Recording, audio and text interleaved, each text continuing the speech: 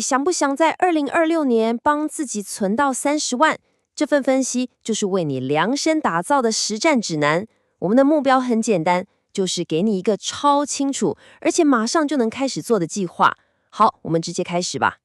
好，这就是我们要解决的核心问题，对吧？你可能心里想，每个月存1万，听起来好像不难，但问题是，要怎么把它变成30万只，可不只是傻傻地存钱哦，你绝对需要一个更聪明的策略。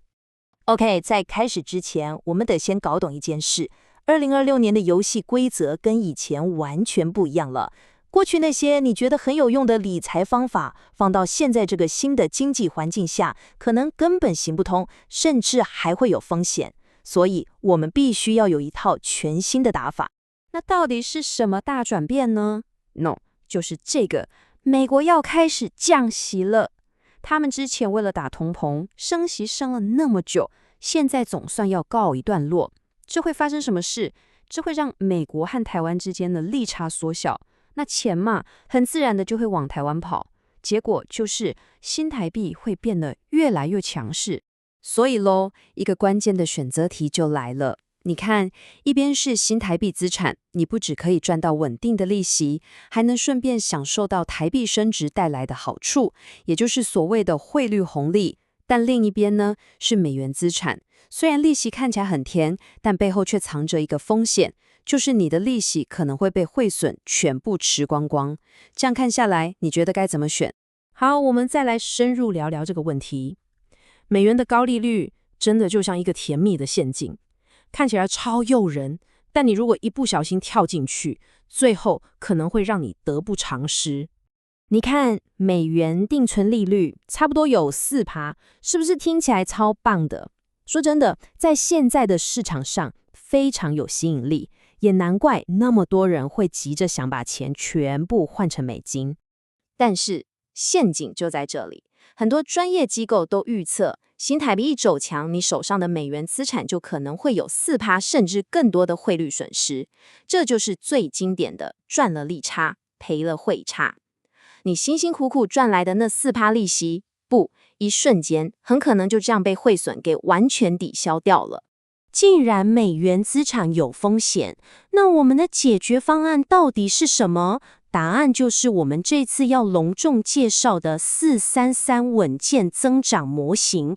跟你说，这套方法是专门为了现在这个环境设计的，它非常清楚、很平衡，而且好记。这个模型其实很简单，你就想象把每个月那1万块分成3个部分，其中40%，也就是4000块，当做你的防御核心，另外3%， 3000块拿来捕捉降息红利，最后剩下的3%就当做你的增长引擎，去追求长期的成长。简单来说，这个模型的终极目的就是要让你达到一种进可攻、退可守的完美状态。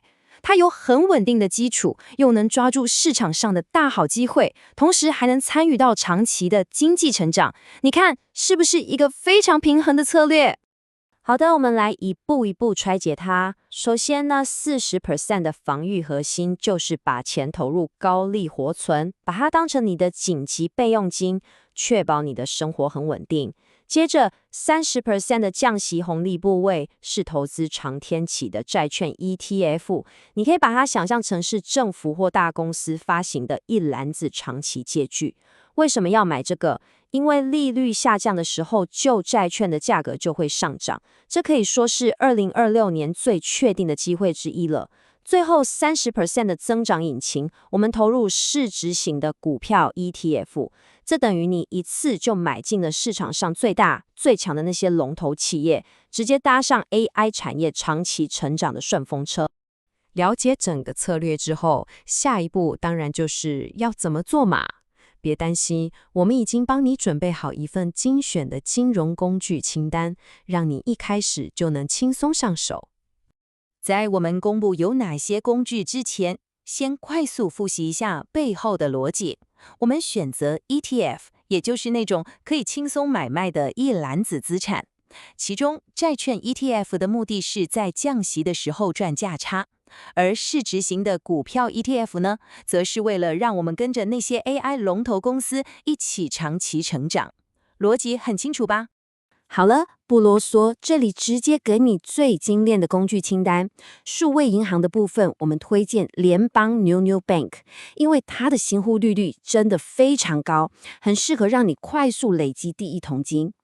债券 ETF 的部分，推荐国泰20年美债，代号是00687B， 它对利率的变化最敏感，所以获利的潜力也最大。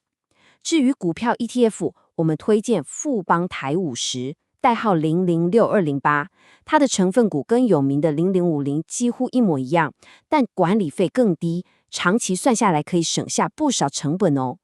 好，现在策略有了，工具也有了，但最后也是最关键的一步，就是你到底要怎么启动，而且怎么坚持下去，这就跟你的心态还有执行力有很大的关系咯。这句话你一定要记在心里，它根本就是成功储蓄最重要的心法。这是什么意思呢？意思就是你必须让存钱这个动作自动化，在你还没意识到之前，钱就已经被乖乖存起来了。所以成功的原则其实就2个。第一，设定好每个月的自动扣款，不管是扣到你的高利活存账户，还是 ETF，让系统帮你执行计划，你就不用再多想了。第二，要懂得灵活应变。举个例子，如果因为降息，你的债券 ETF 赚超过 15% 了，这时候就可以考虑卖掉一部分，把获利先锁进口袋，这样会让你更快达到30万的目标。好了，你看，完整的蓝图和工具我们都交给你了。现在你想象一下，看着自己的资产从1万、5万一路慢慢长大到30万，那份成就感绝对会是你最大的动力。